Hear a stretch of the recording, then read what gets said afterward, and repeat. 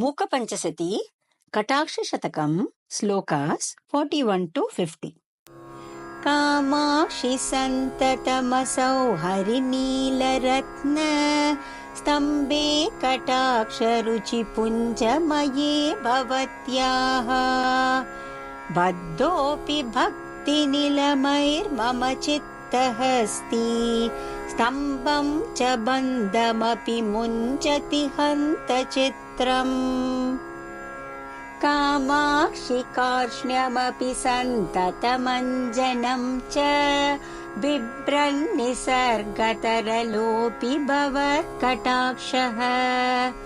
वैमल्यमन्वहमनञ्जनतां च भूयः स्थैर्यं च भक्तहृदयाय कथं ददाति मन्दस्मितस्तबकितं मणिकुण्डलांशु स्तोमः प्रवालरुचिरं शिशिरीकृताशं कामाक्षि राजति कटाक्षरुचे कदम्बम् उद्यानमम्ब करुणा हरिणे क्षणायाः कामाक्षि तावक कटाक्ष महेन्द्रनील सिंहासनं श्रुतवतो मकरध्वजस्य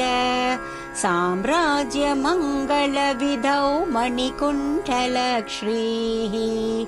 नीराजनोत्सवतरङ्गितदीपमाला मातक्षणं स्नपय मां तव वीक्षितेन मन्दाक्षितेन सुजनैरपरोक्षितेन कामाक्षि कर्मतिमिरोत्करभास्करेण श्रेयस्करेण मधुपद्युतितस्करेण प्रेमापगापयसि मञ्जनमारचय्य मन्दस्मितांशुकृतभस्मविलेपनेन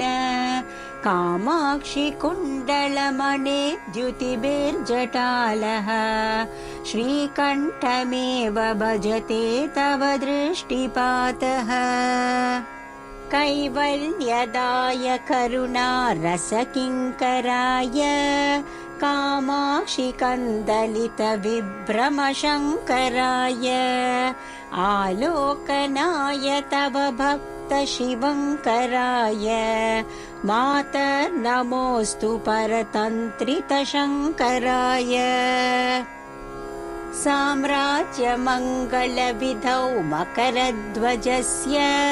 लोलालकालिकृततोरणमाल्यशोभे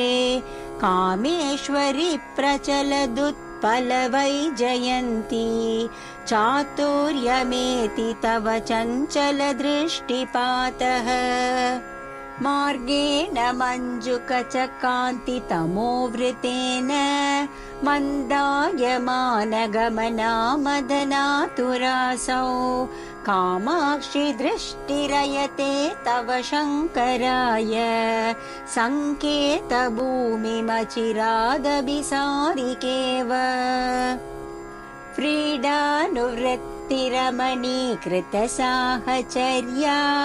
शैवालितां गलरुचा शशिशेखरस्य